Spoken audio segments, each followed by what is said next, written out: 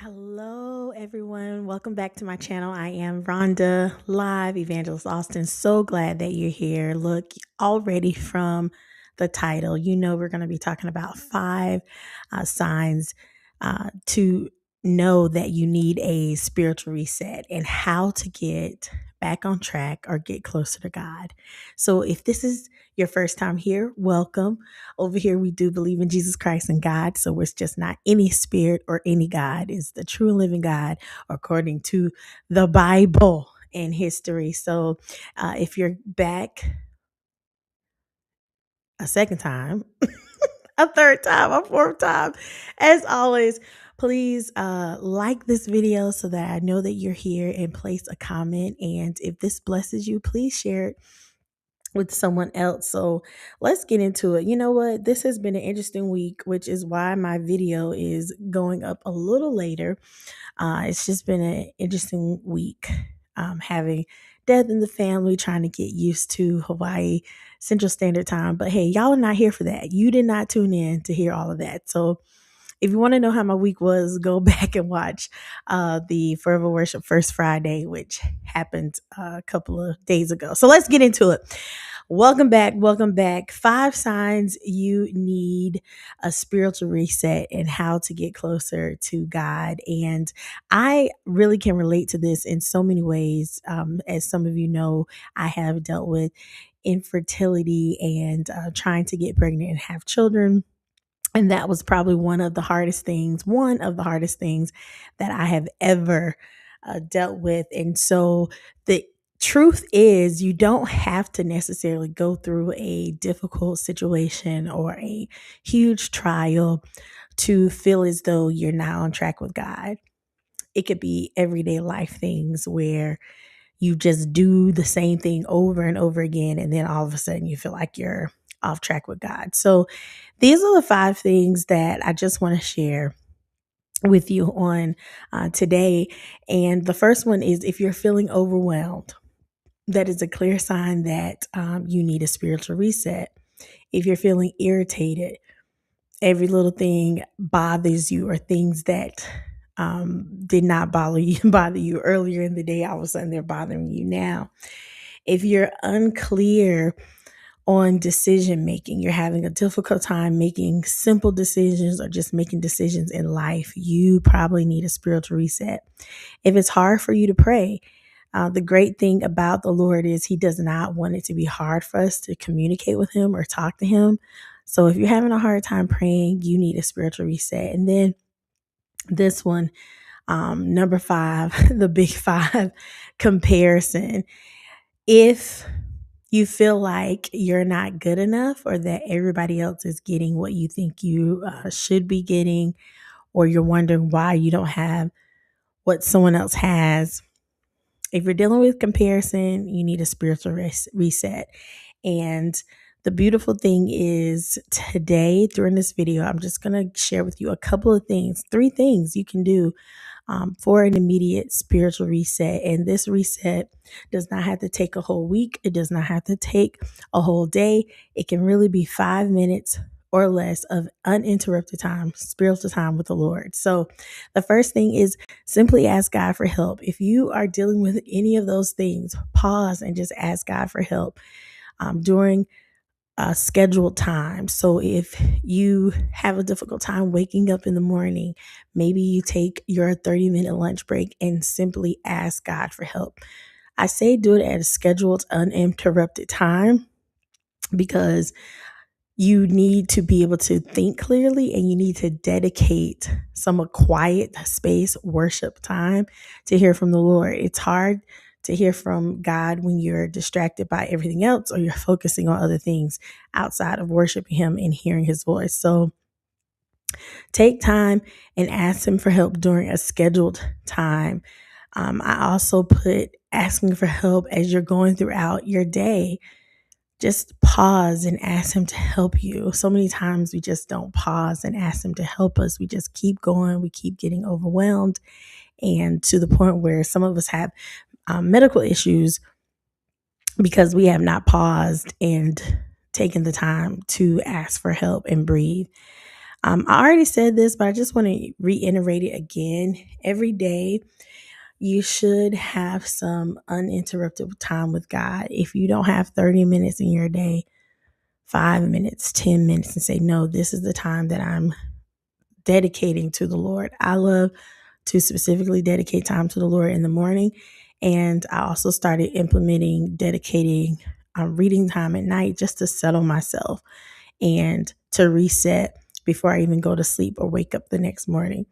The next thing, if you are dealing with those 5 things, you should consider limiting your social media time. There are plenty of statistics that talk about how when you are scrolling aimlessly and looking at other people and how they're living, those things can begin to mess with your own confidence and build insecurities inside of you where you think that what you're doing is not good enough or not sufficient. So limit your social media time.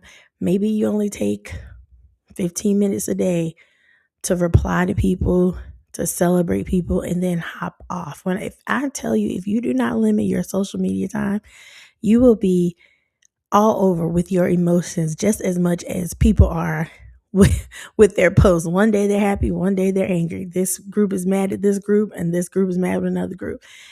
If you're feeling overwhelmed, irritated, unclear, hard for you to pray, and you're comparing yourself, you need to take a moment and just pause from social media. I'm not talking about you don't have to get off social media for 3 months, a year, 6 months, unless the Lord is leading you to do that, but limit your time throughout the day and during the night. You can do it. Some of us may have become addicted to social media, but that can drain you. The Lord would speak to you and say one thing, but then you get on social media and see somebody doing something else. And now you feel like what he spoke to you is not good enough or it's not clear. So limit your social media time. And the third thing is protecting your inputs. This is one of my favorite things as a worshiper, as a believer in Christ. And your inputs, of course, are your eyes, your ears, your nose, your mouth. Okay. The main inputs. And what that means is rather than, watching TV throughout the day, scrolling on social media, maybe you're going to choose to listen to worship music. You're going to choose to listen to a Christian podcast or a Christian book. It also means that if you're watching things, where there's a lot of cussing or there's a lot of promiscuity going on, sexual scenes, um, if you're around people who do things that would affect your senses, your nose, all those type things can begin to have an impact on us and we not realize it.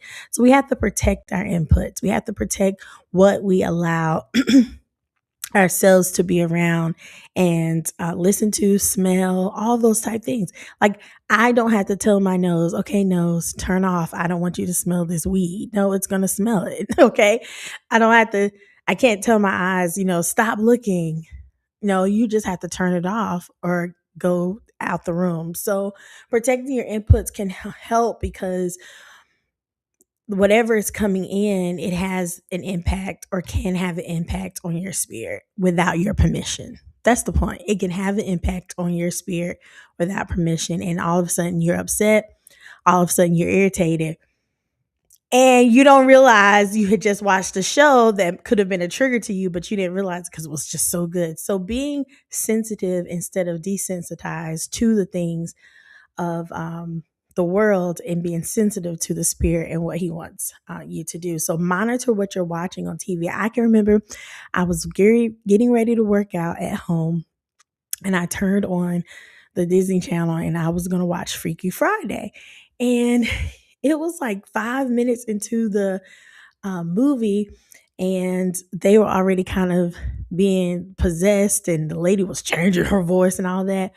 And I heard very softly, you need to turn this off. And I was like, oh, it's just a Disney movie. It's just Freaky Friday. So I ignored it again and it went to another scene that was kind of, that was demonic. And I was like, I heard it again. You need to turn this off.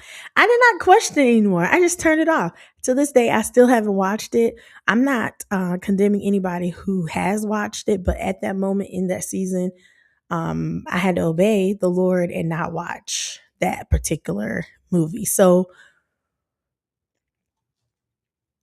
listen to the Lord.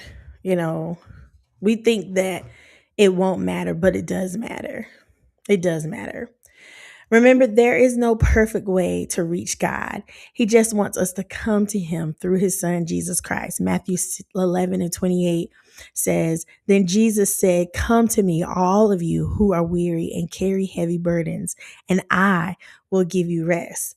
The people during that time were under the Roman law, and they were dealing with so much stress, so much pressure. Most of them had to deal with imposing heavy taxes or paying heavy taxes. They were under political control, military pressure, and social inequality. That sounds very familiar. So here comes Jesus on the scene while these people are going through, while they're being oppressed by the Roman government. And he makes a declaration in Matthew chapter 11 and 28. He says, come unto me, all of you who are weary, who are tired, who are carrying heavy burdens, and I will give you rest. In order to come to Jesus, we have to move. We have to do something. We have to act. He's saying come. And so that means there is a response from us to act, to move. And so if you need a spiritual reset, Jesus has already given us this amazing antidote to just come to him. But we have to move. You have to do something. You have to choose to protect those inputs. You have to choose to ask him to help and limit what you're watching to come to him, limit what you're doing and come to him. And so I want to share this with you. Come meaning to move, and move is make a declaration. The O stands for offer a sacrifice. So that means we have to let go of some things that we enjoy, let go of something that we are doing to come to him. The V is view it God's way, not yours. And the E is encourage yourself in the Lord. So for example, M, move, make a declaration. God, I have a problem trusting you. The declaration is I'm going to trust you. The O is offer a sacrifice. So this sacrifice is, Lord, I'm going to sacrifice my evening time with you, and I'm going to choose to pray and read my word. I'm going to sacrifice watching TV, and I'm going to pray and read my word. The V is God. Your word says that I should trust you, and that I should trust you with all of my heart and don't lean or depend on my own understanding. The V is view it God's way. What does his word say about it? The E is to encourage yourself. And so when I read your word, I'm going to say out loud, Rhonda, trust God and relax. The creator of the world has it under control. And I don't care how many times you have to practice this, but practice that move. Put the move in your life. Making the declaration, offering a sacrifice to him, viewing the situation the way that God sees it through his word, not your word, not the way that you see it or your words. Encourage yourself in what you read. When you do that, you will begin to shift your mind. You will begin to have the spiritual reset that you are longing for. You will begin to have the breakthrough that you deserve for your life and for your family's life. I am a witness because there were times when I literally could not catch my breath because I was overwhelmed with depression. I was overwhelmed with sadness, but I asked the Lord to help me, and I moved closer to him, and he has given me joy over the situations where there was relationships with men, infertility, low self-esteem. He has really given me joy over those situations. So I want to encourage you and work with you even the more to be able to find joy in the middle of any situation. I'm super excited because I believe it is in July 15th. I'm doing a workshop, a coaching session just for people who want to find joy in the middle of every situation. You'll also get a 30 days worship challenge that comes along with this particular workshop. So the link is below if you are someone who really wants to be able to find joy in the middle of your situations. I want you to be in the room with me. It's going to be absolutely amazing. And whenever you're watching this, that particular finding joy in the middle of it will be available for you, even for replay. So check out the link and make sure that you don't waste another moment of sitting in your situation and not inviting God to be a part of it. God is concerned with what concerns you. Okay, so take a moment, rest this week. Take a moment, invite him into your situation. Take a moment, even if it's 5 minutes, and get in the presence of the Lord. I know that last little bit was a little tongue twister, but I really want you to take 5 minutes and just get in the presence of the Lord. I can't wait to talk with you in our next video. Please make sure you put a comment below, like and subscribe.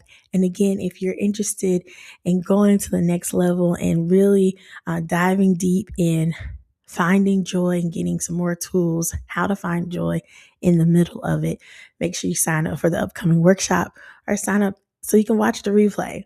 I'll talk to you again.